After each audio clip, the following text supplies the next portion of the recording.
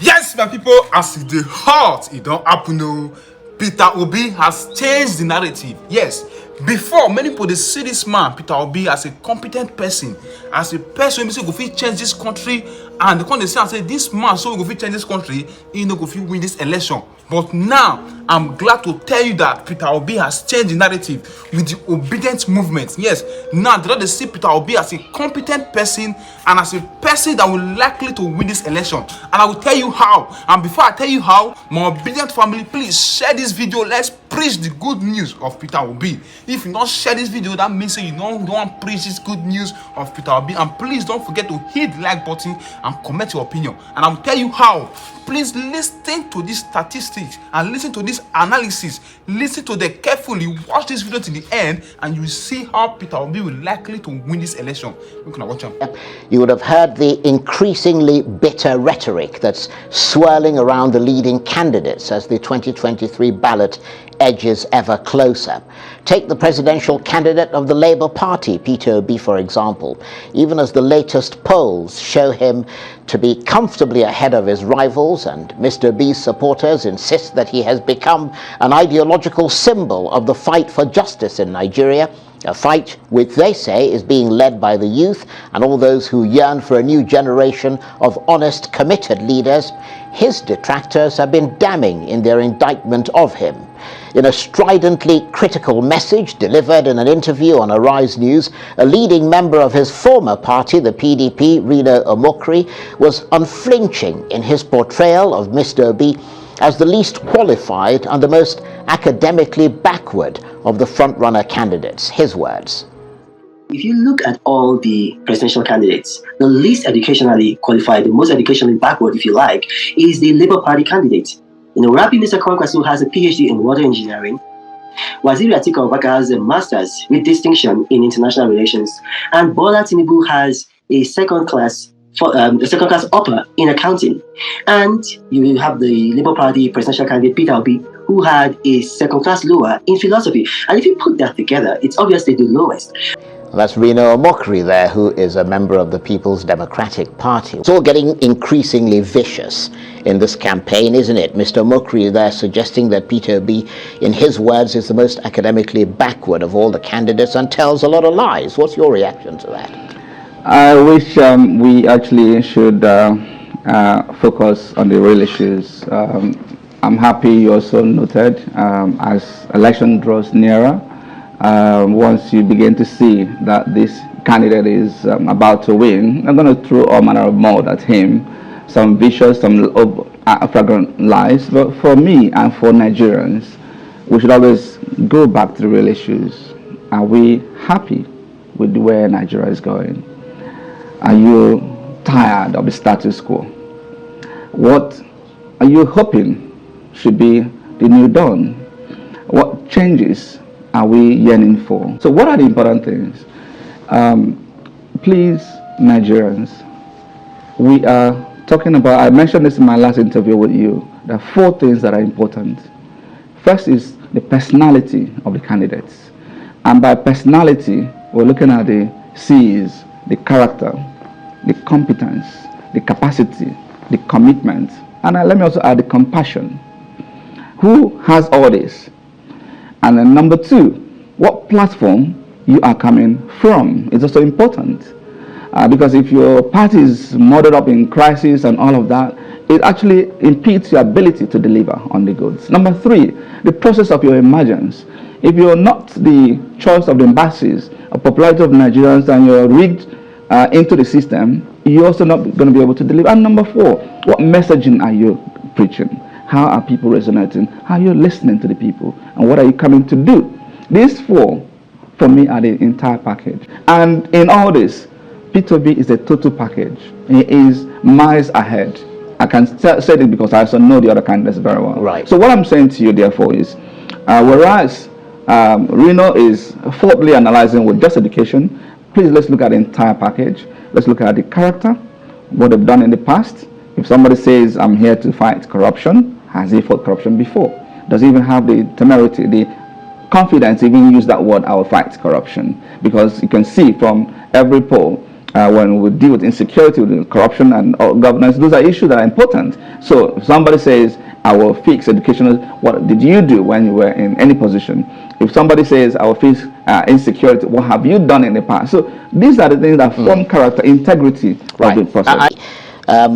What is the basis upon which you believe that Mr. Obi can win? So when you look at the dominance of the polls in terms of margin that Peter Obi is going to win, that is never contradicted. If you go to the South, similarly, every poll I've seen, a lot of them mostly from 60% and above. And when you actually go to the ground and see what is happening, when you go on campaign and you feel the pulse of the people, and you actually begin to see what are the drivers for this. Because it's coming from the youth saying we're tired of the status quo. And they see PDP and APC candidates as status quo that we are tired of. And they see Peter Obi as a new reality, a new Nigeria that we're yearning for. And there are other biases that actually then favor. Because if you also look at it from the premise of fairness, equity, justice, when you put all this together, you see why South easily would go Labour way. The same thing in the North Central. And the issue that usually comes to play is Southwest, where Tinubu is from. And even when you look at that, Peter becomes close second to Tinubu in the Southwest in almost all the polls. And then the beauty of this election is that the Northwest and Northeast, first is Peter Obi was considered the weakest in those two regions. And number two is trending up. It's looking better as time progresses. So they're beginning to see that indeed this actually should be and might be the best candidate in the poll. And then if you look at the fact that there are many other contending forces there, Atiku is pushing to win Northwest, Northeast. Tinubu is pushing to win Northwest and Northeast. Kwankwaso is also there pulling his weight, and other candidates like Adebayo and Co. And then Peter Obi as well pushing his weight there. It tells you that Northwest and Northeast may not be the decider ultimately. In this but the election. key thing here is the arithmetic, which I'm sure you're well aware of. I mean, a lot of people will say, and a lot of people that I know who are experts have said, that Peter Obi may well win the greatest number of popular votes, but it's whether he's going to have that arithmetic spread, Charles, I'm not just across the geographical sort of. I consider myself a mathematician. I'm also a chartered accountant. We've done those numbers. What I'm saying to you is that mathematically, the only candidate that stands a chance of actually winning on the first ballot is Peter Obi. And the reason is what I've just said to you. I'm also somebody who relies on data, on science, on trend. People keep making the analogies based on primordial, what used to happen. This is not an election of what used to happen. This is a new election governed by new principles. Yeah, but the Constitution is still clear on what you need to win. So there are two things you need to do. Yeah. Only two conditions you need to make. One, popular vote. And most people agree that Peter Obi will have a popular vote, win by simple majority. Then people question, will he get a spread? My answer to that is obvious yes. Peter Obi easily, and Dati Baba Ahmed, easily can win the elections 25% in all the states in the Southeast, in the South-South, in the North Central, and in the Southwest, at a minimum. And if you add all that up, we're already close to 21, 22 states. That gives you the two-thirds, is that what you're saying? So we need up to 24 states. Right. There are many states in the Northwest and we can get that easily. We can get that from Kaduna, we can get that from Taraba, we can get that from Borno, we can get that from Adama, we can get that from Kano. The reality is that the analysis has since shifted. People used to see Peter Obi as the best candidate, however, who may not win. Now they see Peter Obi as the best candidate who is more likely to win than any other.